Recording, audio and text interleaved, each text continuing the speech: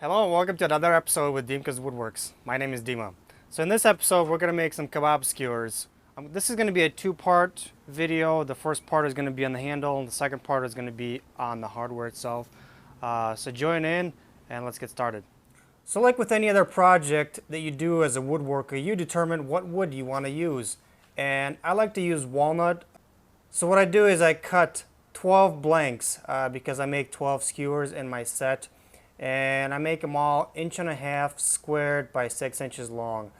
And the next thing I do with all those blanks, I turn them round. I do that because it's easier to work with a round piece because I can get it centered in my chuck and drill the hole straight.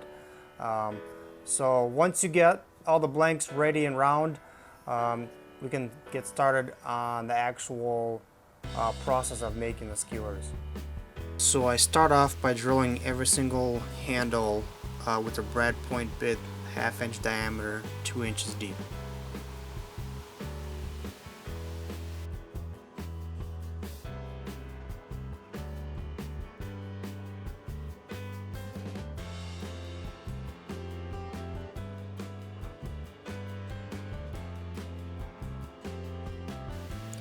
So once I have them all drilled, I mount them back on the lathe so I could do the profile.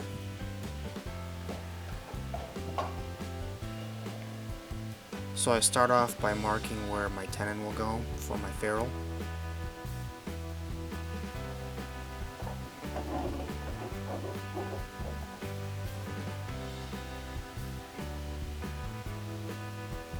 And then just marking it all the way around. So here I'm using a caliper to measure the inside diameter of the ferrule, and then I'm going to use that caliper to turn the tenon. I'm going to be using a parting tool to cut that tenon.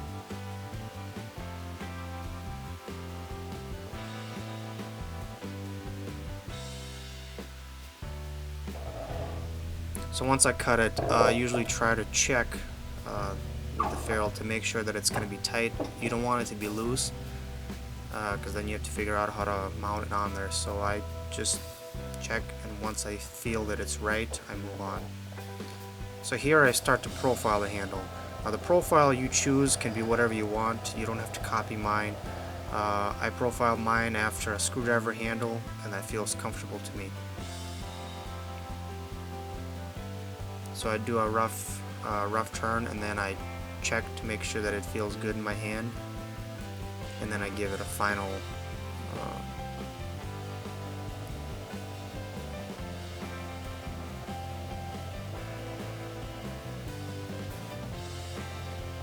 so here I'm just doing a very fine turn so that way I don't have to sand as much.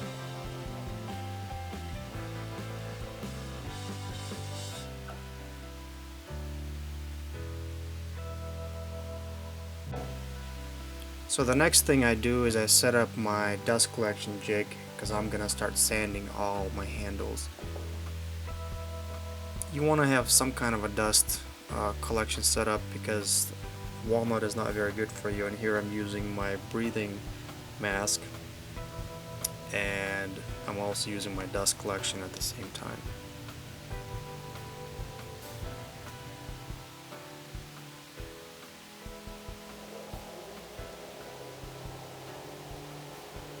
And I usually start with a coarse grit at about 100 grit, and then I just move up. I finish off with about 220, going with the grain between changing grits.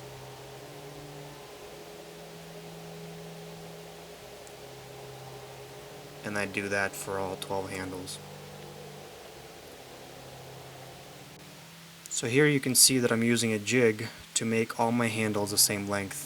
And first I cut the tenon to the correct length, so that way all my ferrules are the same and I don't have to sand them down.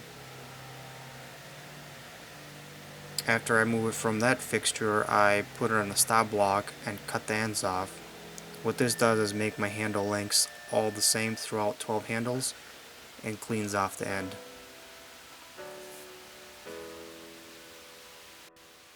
And in this still you can see the jig that I'm using.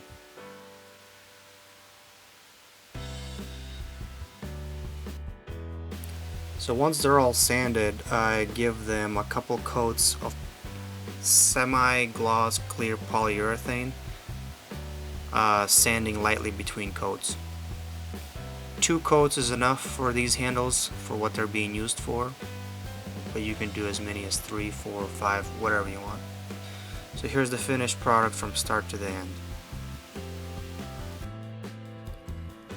Well, thanks for watching part 1 of the skewer video. As you can see in front of me, I have all 12 handles made and ready for the hardware, which is going to be in part 2. If you like this video, give it a thumbs up. Comment down below if you got any questions, and subscribe if you haven't done so to see future videos, and part 2 of course. So join me next time. See you later.